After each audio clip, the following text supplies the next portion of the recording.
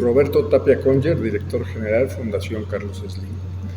El enfoque que hemos tenido es la evolución constante de la integración de la salud digital en el mejor conocimiento de las principales causas de carga de enfermedad en la población mexicana.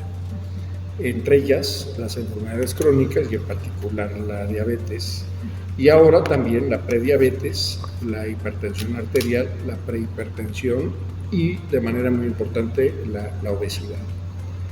Lo que hemos nosotros enfocado es en el que integremos a su vez cómo la evolución de la ciencia de datos, la evolución que han tenido las plataformas digitales, sobre todo la telefonía celular y la capacidad de interacción y la capacidad de procesamiento de información, como al aprovechar el conocimiento médico, el conocimiento generado desde la ciencia médica, que se reexpresa básicamente con nuevas tecnologías que son la genómica, la proteómica, incluso todo lo que es la ciencia de la fluídica, etcétera, nos ha permitido conocer más, junto con proyectos de investigación patrocinados por la Fundación y en alianza con múltiples instituciones nacionales y en el extranjero, el conocer mucho más en el caso de diabetes, y que fue el caso de la conversación que tuvimos hoy,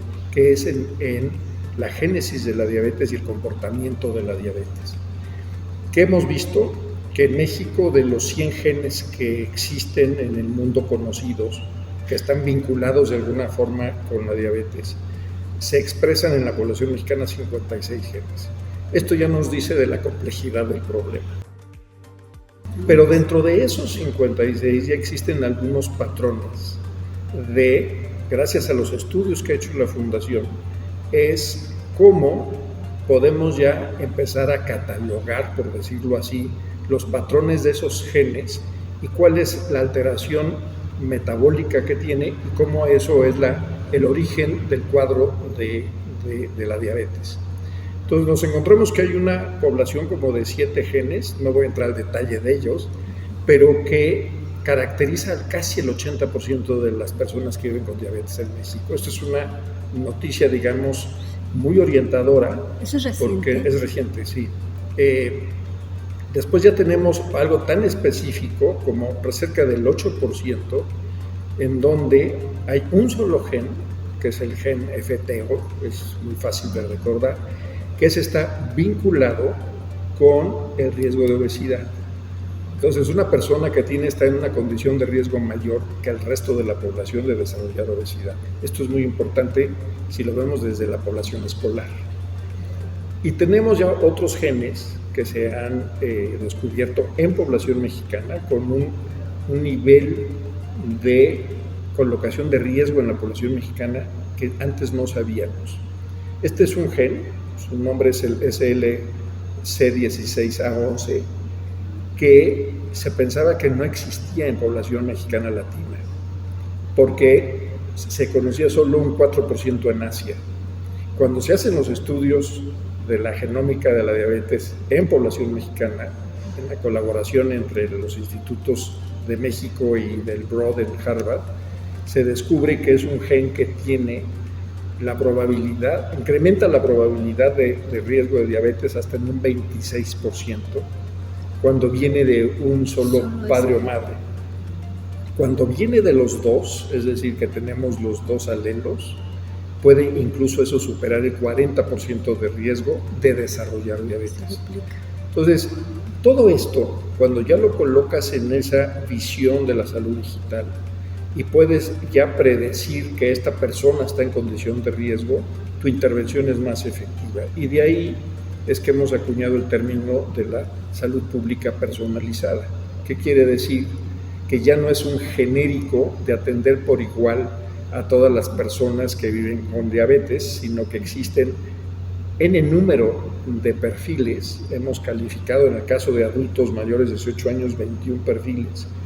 El tema de las embarazadas y la diabetes gestacional, ese es otro aspecto en el cual hemos incursionado y nos encontramos con más de 24 perfiles, y también en los niños. Entonces, es muy relevante la intervención y la búsqueda de las condiciones de riesgo desde la población escolar. Así es que este es en síntesis. ¿Y a esto a qué nos lleva? A un planteamiento de que gracias a las plataformas de salud digital se puede dar la transformación que requiere el sistema de salud. Y esto ya está en una agenda global. Ya la Organización Mundial de la Salud lo tiene considerado, ya hay una resolución. Recientemente, en la Asamblea de la ONU de hace unos cuantos días, ya hubo un planteamiento también de declaración política. Es decir, que ya estamos en un contexto en donde la salud digital ya es un imperativo para considerar la transformación real del sistema de salud enfocado en la persona y en su familia. Mira, yo creo que hay una perspectiva de la importancia de las plataformas digitales.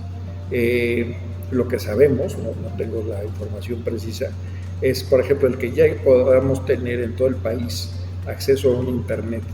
Ese internet debe de ser un internet de ancho de banda suficiente para todo esto.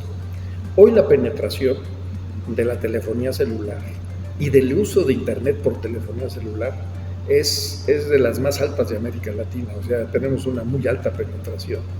Entonces yo creo que hay contextos tanto en la política pública como en el propio usuario que lo permite hacer. En el área de telecomunicaciones. En la parte ya, digamos, de aterrizar el tema de salud, yo creo que sería imprescindible el hacer una definición de una estrategia nacional alrededor de eso. De cómo podemos, entre todos, sobre todo con el liderazgo del sector público, la contribución de los organismos de la academia, de la tecnología, incluso de la industria farmacéutica, a través de este, digamos, un consorcio para plantear cómo podemos hacer que México, en el corto plazo, se genere un legado de este tipo, ¿no? Yo creo que la trascendencia hoy en el campo de la transformación de sistemas de salud pasa por la salud digital, y la salud digital es el facilitador de generar un cambio profundo en el sistema de salud. Primero, yo creo que todos tenemos la disposición. Yo creo que no hay nadie que estaría en contra de sumar, ¿no? Y con reglas, es decir, con reglas de participación, cuidando mucho el tema del compliance, ¿no? de la parte de no conflictos de interés. Es decir, partamos de que la transparencia de la comunicación, la confianza, es una condición sine qua non para sentarse a la mesa, y que todo es para sumar. Así es que yo creo que ese puede ser el incentivo, y creo que todos estamos en esa misma tesitura. Vamos muy bien. Afortunadamente tenemos ya la última versión que estamos por lanzar. Es una versión que ya pasó de ser solo la aplicación en una tableta, ya es en celular y ya es en versión web, o sea, ya se puede usar una computadora. Y ya tenemos ahora en esta versión la aplicación para padres y madres. Entonces ya cerramos el circuito. O sea, no solo para los niños, sino no, me refiero a que las mamás, los papás tengan en su celular el esquema de vacunación de sus niños, ¿no? Estamos trabajando ya muy de cerca en la implantación en el Instituto Mexicano del Seguro Social. El director general, el maestro Zoé Robledo, muy entusiasta, y lo estamos impulsando con el área médica, obviamente, con el doctor Víctor Hugo Borja y todo su equipo.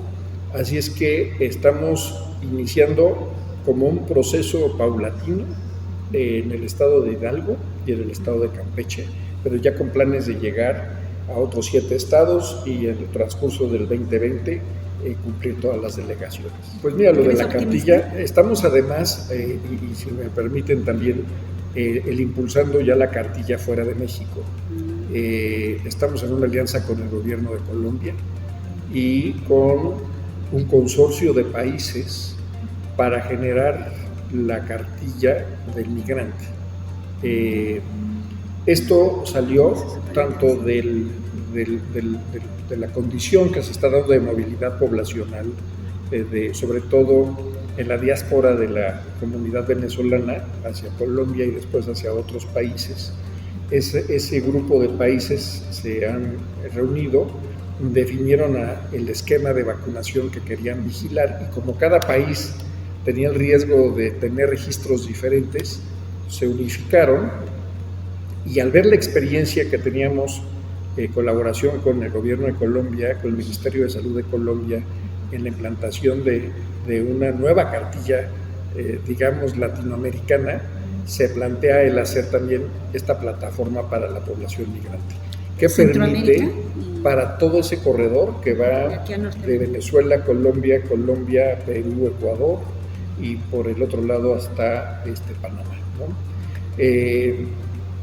Con esa experiencia creo que tenemos que aprender de ella, porque no todo se sabe desde un principio, para ver cómo podemos coadyuvar con la Cancillería. Ya hemos tenido conversaciones con la Cancillería mexicana para coadyuvar en el tema también, que ellos están bien vigilando junto con el Instituto Nacional de Migración el tema de los migrantes, pero vamos paso a paso, pero creo que son condiciones que hoy estas intervenciones de salud digital pueden beneficiar a muchas personas.